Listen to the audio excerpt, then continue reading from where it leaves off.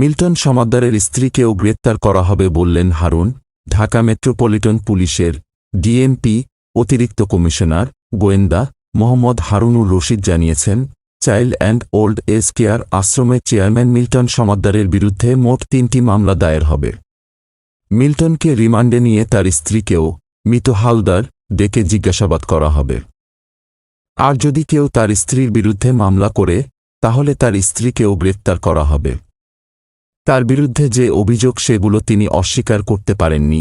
বৃহস্পতিবার ২ মে দুপুরে রাজধানীর মিন্টো রোডের ডিএমপি মিডিয়া সেন্টারে আয়োজিত এক সংবাদ সম্মেলনে সাংবাদিকদের এক প্রশ্নের জবাবে এসব কথা বলেন ডিএমপির অতিরিক্ত কমিশনার মোহাম্মদ হারুনুর রশিদ। বলেন, মিল্টন সমাদ্দারের বিরুদ্ধে এখন পর্যন্ত একটি মামলা হয়েছে।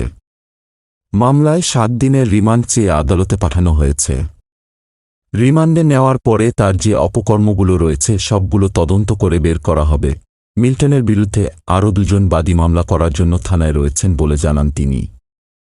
ডিএমপির অতিরিক্ত কমিশনার বলেন, লাশ দাফনের পর চিকিৎসা ও সিটি কর্পোরেশনের স্বাক্ষর ও সিল জাল করে মৃত সনদ দিতেন মিল্টন সমাদ্দার।